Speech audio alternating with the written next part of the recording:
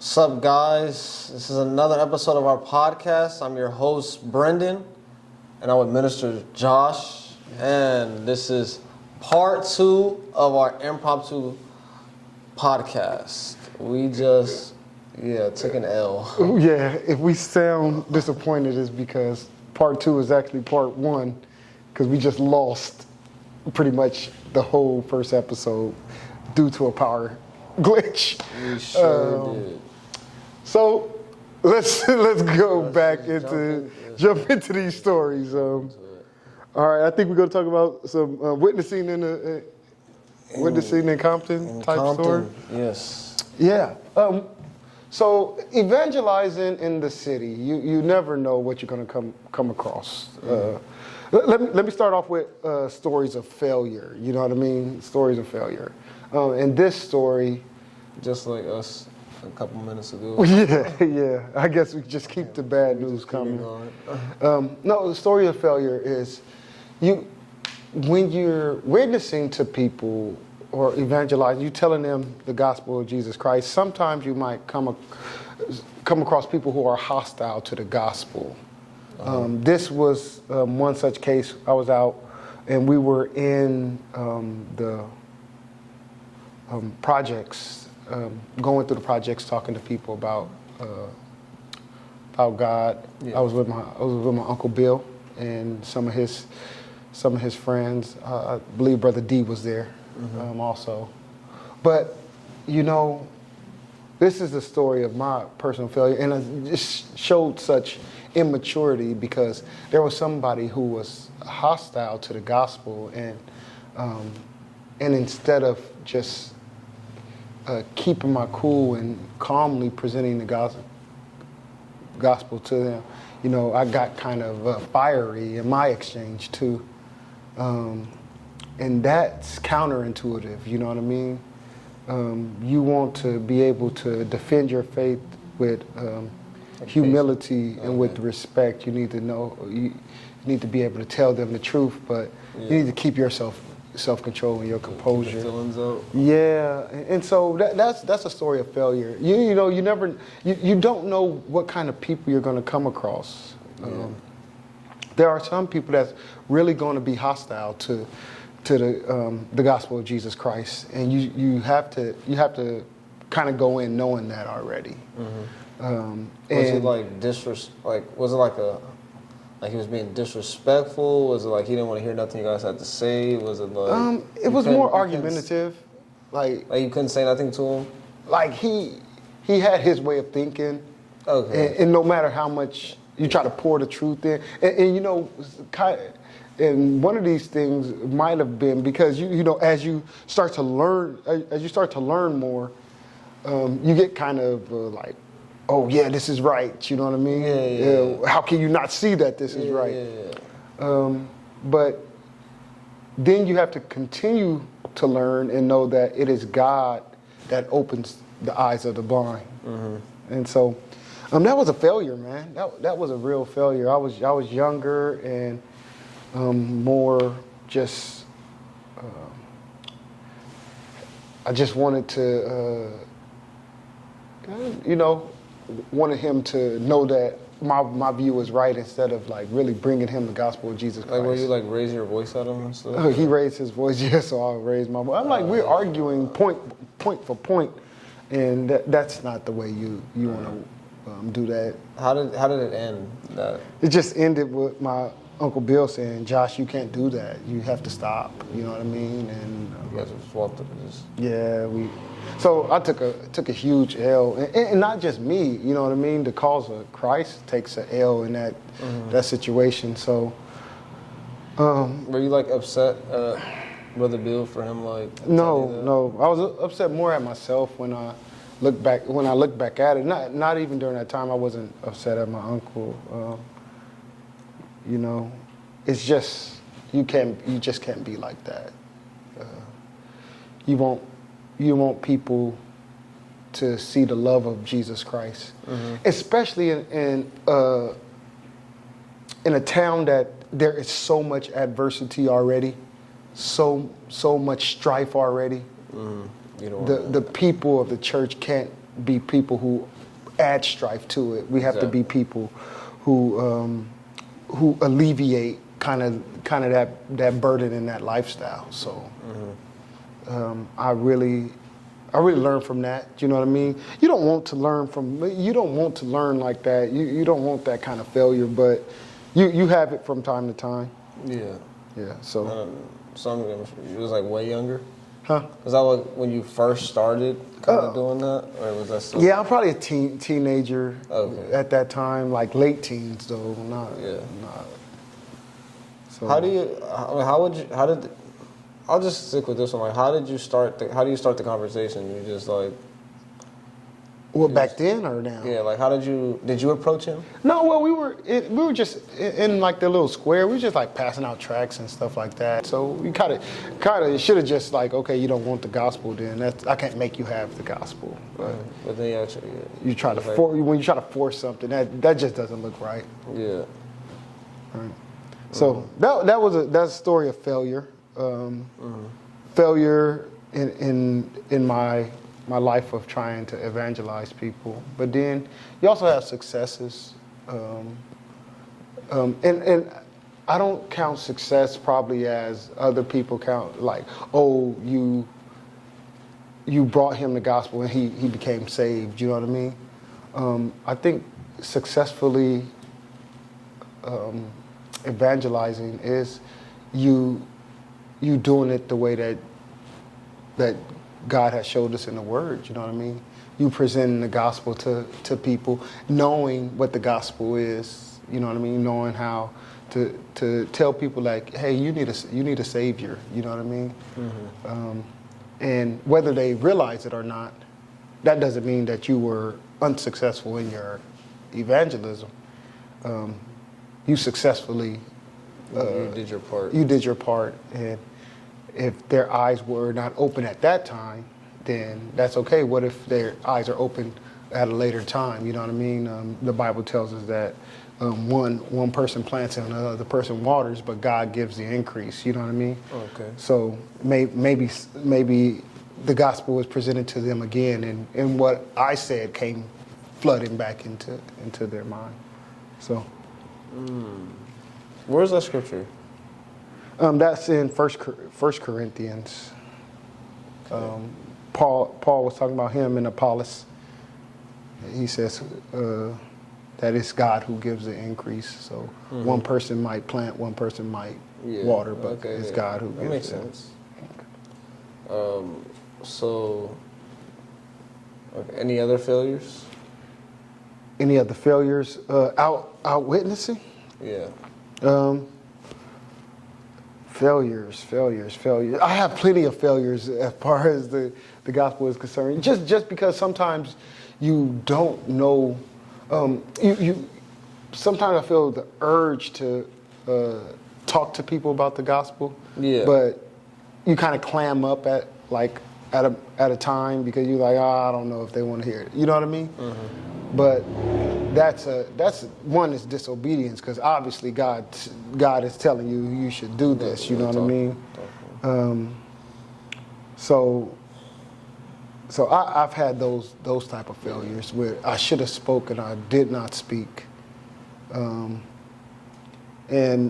a lot of times what I've noticed is that the more I get to know people, the more they see that I'm a Christian, and that kind of opens up the gate a little bit to discuss like why I am the way I am.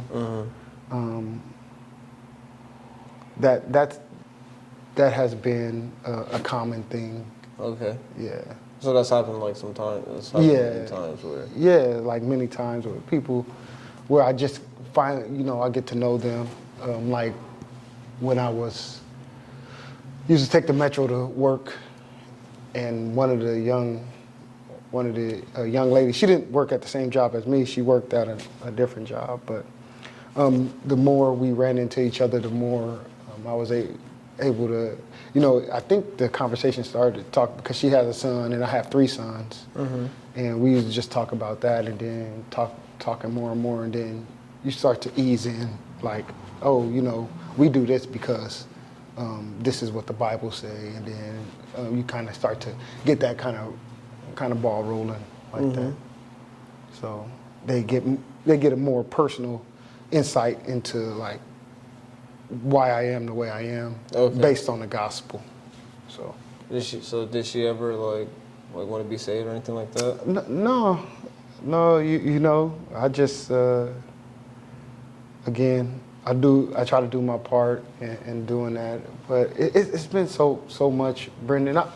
And I also know that she live like in Pico Rivera. All I can do is encourage people to go to church. You know what I mean? We live I'm in Compton. You know what I mean? I'm just like, you can come visit our church at any time, but you know, driving from Pico to Compton, I'm like, it's a drive. Yeah, like 15, 16, 17 miles or whatever it is. You done passed probably like so many churches. Yeah, you passed probably like 2,000 churches on the way. So, but yeah, I just encourage people that they should go to church. You know what I mean? Yeah. Okay, so what about some successes? Some successes. You? Oh. Evangelize you and smack. No. Baptism. Yeah. So that, and you know, probably our biggest success, like we talked about, like camp was probably our biggest success as far as evangelistic efforts, because there's been multiple people who look back at camp as their point of reference for like, I got to know Christ at this summer camp. You know what I mean? So those are successful. And then just you know, with the young guys, I think they're all primed and they're ready to. They want to take the baptism class. You know what I mean? So that'd be great. Got more work to do there, but our evangelistic efforts, you know, still trying to look at Clinton as he keeps coming to church. Yeah. You know, that is going. You know, we have to keep praying for him. Yeah. But I can see, like, even from when he first came to where he is now. You know what I mean? It's a big difference. So we're not. We're pretty happy that's like a church evangelism. You know what I mean? That, like, we're giving Clinton food on Sunday. Yeah. He's like coming to church, and so that's a good evangelistic effort. So those are probably the biggest successes that I have doing the gospel. I really like to people to see the gospel more than hear me talk about it. Like when they see how I interact in my life. Yeah. You think that's like the biggest way of evangelizing? Just kind of your everyday walk. Yeah. So, do you think that maybe like you had a chance to evangelize, but you possibly like you did something in that moment to where someone saw was like, what the like, and they probably just, I don't know, like they saw me do something and they was like, I don't know, maybe like you wanted to evangelize. You're in some like fast food place and then you're kind of getting angry because like your food isn't coming or something. Like, I don't know, like you're impatient. And then you just talk to somebody and they're like, no, I never had that experience. Like, wasn't you just that rude dude over there? Yeah, I haven't had that experience. People came to you and tried to evangelize you before, right? I remember some people came to me one time. I was in the mall, and it was like two dudes, and it was like, do you know about the Bible? Do you know about Jesus? I'm like, yeah, I know. And I guess we just kind of had like a brief like talk. Yeah. I don't know. Has that ever happened to you? Yeah. I've run across other Christians that I don't know if they probably didn't know I was a Christian, and they just came up to talk to me. but yeah, those are always good conversations. I tell them how much I support them. Happy to see them out doing what they do. Yeah. It's Mormons, right? No, the Jehovah's Witness. Mormons and Jehovah's Witnesses. Yeah, they are pretty prominent. Yeah, out here on the bikes. Yeah, but you know, we also have to, we see the like the Black Hebrew Israelites out on the corners a lot in the city, and you know that kind of theology or belief is very prominent amongst like just regular Black people now. So to go like on the corners and No, just the way that the kind of the Black Hebrew Israelites think about the scriptures. Yeah, when you talk to like a regular Black person, they think like that. They have like that kind of theology. So you have to be able to break down like this wall of like, I guess this racial superiority wall, right? Well, Jesus is black and Black people are the chosen people, and is that not racism? I believe that is racism, but we have to be able to like kind of like show the fallacy in that, and then present to them the real gospel. You know what I mean? But it's hard because once you get this kind of racial aspect in American culture is very strong. You know what I mean? People are really tied to their race, and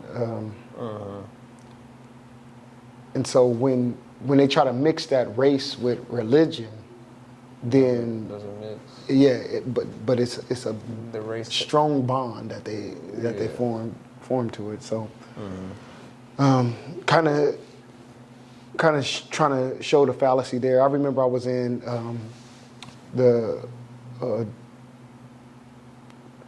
shopping center downtown right there, and I was just coming from church actually, and one of the guys stopped me to talk to me about Black Hebrew Israelites, and he had his Bible there. You know what I mean?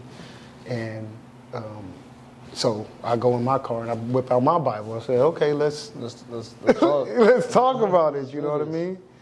And I don't know why. Sometimes I'll pay him no mind, but that day I was like, man, I got time. Like, let's go. I guess I was feeling kind of froggy. You know what I mean? Like, let me see. We're gonna do this today. Yeah. So I take out my Bible and I'm like, okay, let's. They want to jump around the Old Testament, but I'm just like, okay, let's read the entire context. Going through like what we're going through in Sunday school. Like, let's do Bible study methods. Let's not just read one verse. Let's read the whole context. So that we can get the true meaning. The true meaning of what is said there. You know what I mean? Yeah. But he wasn't feeling that. Yeah, he wasn't feeling that. So we talked. I talked to him for about 20 minutes. Man, he probably took me to like 20, 30 verses, and I was just like, you can't. I could not corner the guy. You know what I mean? He was just he was everywhere. But we have to. Our battle is there in trying to present that view as a fallacy, and that's what you see a lot of. So would you say that you wasted your time? I don't think I wasted my time. One, I see it as a good thing because you want to sharpen your skills. You know what I mean? Not that I was using him for sport. I need some practice. I just, you do need practice, right? You do need practice. So it's one thing to just read about the movement in a book. You know what I mean? So, I can read a few articles like this, what they think, but it's another thing to actually talk to one of the Black Hebrew Israelites and really get their perspective and how they think personally. You know what I mean? To be like, find where Yeah, so wrong is. so I don't think it was a failure. I don't think it was a waste of time. I think I actually had a pretty good time. I probably late coming home with whatever I was supposed to get, but I thought it was good. Okay. I mean, yeah, that's one thing I feel like. I was kind of on my mind today. Like, I feel like, is there so much like knowledge you kind of still need to know? Like, when people come to you, like, okay, like let's say like they're Islamic or something like that, and they're like, you know, this is my God, and like, would you need to know about all these other religions so that you can be able to? I think you need to know a little Just a bit, little but bit? I don't think that you need to be an expert in it. Why? Because you don't have to be an expert in the dollar to know when you got a fake dollar, right? Okay. If you know what the real thing is, Yeah. you know, like, oh, okay, this is fake. Yeah. And you may be able to point some things out to say, you know, this is fake because of this and this and this. But what you really want to be strong in is what's real. Okay. So how I look at it is when I went to Catholic school, but in Catholic school we had some like black Muslims in Catholic school, which was like weird. But we would be in religion class, and I would then have to just know what the truth is, right? Yeah. I know what the truth is, so then I can stand on the truth. I don't have to dive fully into your lie when I can present the truth. So we know that Jesus was a real man who walked the earth. We know his claims.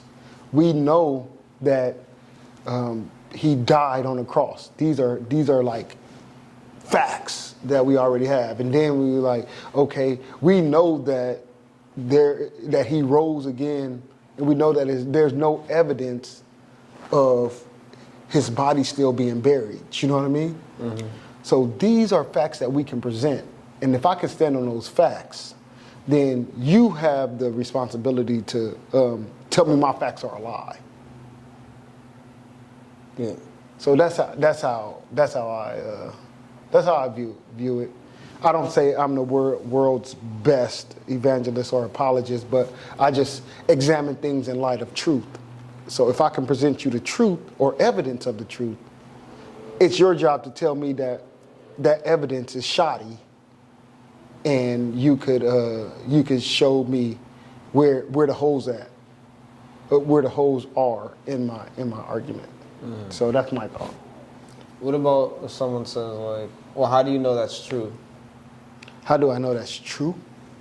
Yeah, so truth is objective. Either it is or it isn't, right? Yeah. So that's one of the basis of like what Christ claimed, like I am the way, the truth, and the life. You know what I mean? Mm-hmm. So if Christ is making some objective claim, then either he's right or wrong. Either he's right or wrong. Yeah. And the way I see it is that I could look at the evidence and say, well, this evidence points to the truth. Mm. Oh, okay, that sounds good. You can say, because God said He is the truth. So now, yeah. So either God is lying, which God says I cannot lie, or He's telling the truth, which I believe that he is, right? And people will say, well, how do you know that the Bible is true? Well, we look at it objectively. Yeah. I look at it either what is written happened or didn't happen. Or it didn't happen. And the evidence shows me that it happened. The more archaeologists dig, the more they find out about what the Bible says. Yes. The more that we look at literary history, the more we can see how accurately the Bible is written. Mm-hmm. So I'm pretty certain of the validity of the Bible. Mm. That sounds good. That's nice to know. That's nice to know. let's go back to like the successes and failures. Maybe like to a new, like, I'm sure like when you started off evangelizing, you were nervous, right? I'll still say I am nervous about evangelizing. What's like the biggest like block? Just Like stepping out your comfort zone? it's that, and so I'm not naturally a person that talks to like strangers, right? And that's no excuse. But that's how I'm naturally am geared. But I can't be like that in presenting the gospel. I have this fear about how people will accept it, or if I'm doing it right. These things naturally come to my mind. If you said if you're doing it, like if you're saying the right thing? Yeah, if I'm saying the right things. Okay. Okay. Or I also feel like I have to say the right things so that people can see. But again, this discounts it's God's power to open the eyes of the blind. Like I can say a lot of good things and people can still have their eyes shut. But if God calls them, it doesn't matter. I can say something weird and outrageous, and if God calls them, He calls them from that. Yeah, I remember like talking to somebody, and then afterwards, like I'm like, dang, I didn't say this, I didn't say that. Yeah. Like it was so many like other things I could have said, like better things, and maybe they would have saw. But I know, like, I guess now I know that hey, you said what you said, I guess, and now you just gotta wait for God, I guess. Yeah, I think that's all you could do is present the gospel. You don't have to be, again, I don't think you have to be a master at it. It'd be good to continue to sharpen your skills, but you don't have to be a master at it for God to be able to use what you say. And even people's testimony will probably work just as good as any like scholar's presentation of the gospel. You know what I mean? To see the transformation in someone's life. Yeah, speaks volumes. Yeah. Have you done that? What's that? Do you like speak about yourself? Speak about myself? No, I don't speak about myself. Kind of cut straight to it. Because so the thing is, sometimes I think again, this is a lot of times it's just in your mind.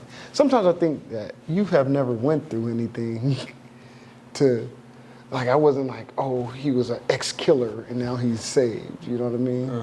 I've always been in church, so I guess my story is one that God could keep you from like a young man all the way to adulthood. You know what I mean? But it's not one of like, yeah, I was running the streets, man. I was like, I never did that. You know, so. A lot of times, I find it hard for me to evangelize somebody out in the street because I haven't lived their life. You wasn't going crazy. Right. Oh, yeah. So I had to rely on other people's story. I have to be like, yeah, you know, we got a brother in our church that did this and this and this, and God saved him. But you know, God uses everybody's testimony different ways. So. Well. Stop it right there. Yeah. So this has been a good rebound. Yeah. A good rebound from our L. our L we took. So hope you guys enjoyed this conversation, and we'll see you guys next time.